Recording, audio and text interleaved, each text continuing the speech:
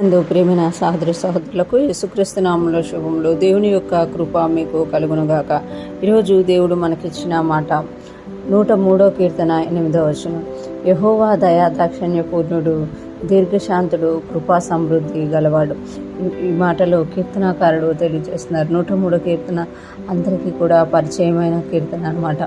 నా ప్రాణమా యెహోవాను సన్నిధించు, నా అంతరంగంలోని సమస్తమా ఆయన పరిశుద్ధ నామమును సన్నిధించు అని కీర్తన ప్రారంభిస్తూ దేవుడు ఎంత గొప్పవాడో, దేవుడు మన జీవితాల్లో ఏం మేలు చేస్తారో అనేది కీర్తనలో తెలియజేస్తున్నారు. ఇక్కడ చూస్తే దేవుని యొక్క గొప్పతనాన్ని ఈ కీర్తనగాడు ఇక్కడ స్తుతిస్తున్నట్టుగా చూడగలం. యెహోవా దయా దాక్షిణ్య పూర్ణుడు.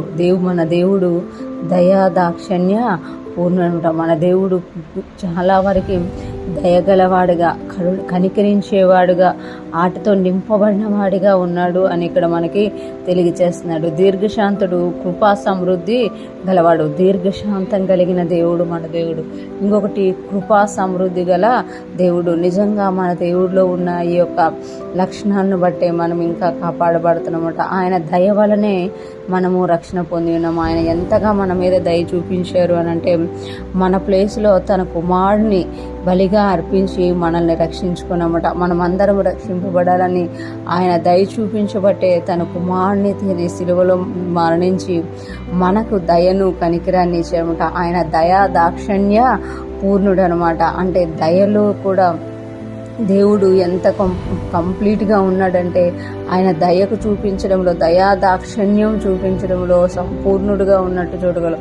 దీర్ఘశాంతుడు. ఇంకా చాలామంది దేవుణ్ణి ఎరిగి తప్పు చేస్తున్నారు, దేవుని ఎరగనోరు తప్పు చేస్తున్నారు. ప్రతి అపవిత్రమైన క్రియలు జరుగుతున్న భూమి మీదకి ఇంకా నాశనం రాకుండా ఉంది అని అంటే ఆయన దీర్ఘశాంతుడు అనేది చూపిస్తున్నమాట.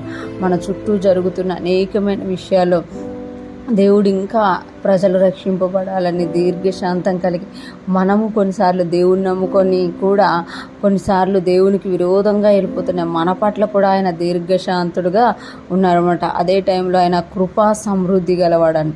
అంటే దీర్ఘశాంతం చూపిస్తూ ఎవరైతే ఆ తప్పుల్లో నుండి తెలుసుకొని దేవుని దగ్గరకు వచ్చి క్షమాపణ అడుగుతారో వాళ్ళకి కృప చూపిస్తట్లో సమృద్ధిగా చూపిస్తున్నారంట. మళ్ళీ నువ్వు ఇది చేసావు, నువ్వు అది చేసావు అని వాళ్ళని గద్దించకుండా, వాళ్ళని ఇది చేయకుండా కృపా సమృద్ధిని చూపిస్తామంట. అదే దుష్టుడైతే ఎప్పుడు కూడా మన మీద నేరాలు మోపుతూ ఉంటాడు. కానీ దేవుడైతే తన కృపా సమృద్ధిని బట్టి మన మీద జాలి పడుతూ ఉంటారన్నమాట. ఇంకా మనం చూసుకుంటే ఆయన యుద్ధకు వచ్చిన ఏ ఒక్కరిని కూడా ఆయన త్రోసివేసే దేవుడు కాదనమాట. ఈరోజు ఫ్రెష్ మనం వింటున్న ప్రతి ఒక్కరు జ్ఞాపకం చేసుకొని మన దేవుడిలో ఉన్న ఆ యొక్క గుణాలను బట్టి ఆయన్ని స్తుతిస్తూ, ఆయన దయ వలన, ఆయన దాక్షిణ్యం వలన, ఆయన యొక్క దీర్ఘశాంతం వలన, ఆయన కృపా సమృద్ధి వలన ఈరోజు మనం సజీవులుగా ఉన్నాము. సజీవుడైన దేవుణ్ణి స్తుతించగలిగే వారిగా ఉన్నాము అనేది గుర్తించి ఆయన స్తుతిస్తూ మన చుట్టూ జరుగుతున్న అపవిత్రతలో నుండి మనం విడిపింపబడమే కాకుండా మనము దేవుణ్ణి స్తుతిస్తూ మన చుట్టూ ఉన్నవారు కూడా రక్షణ పొందుకోవాలని ప్రార్థిస్తూ ఆయనకు మహిమకరంగా మనము జీవించుదుముగాక. దేవుని కృపలను బట్టి దేవుని యొక్క మా నామాన్ని గణపరుస్తూ ఆయనకి ఇష్టమైన వాటిని చేస్తూ ఆయనకి ఇంకా సంతోషపరుస్తూ ముందుకు సాగిపోదుముగాక. ఆమేన్.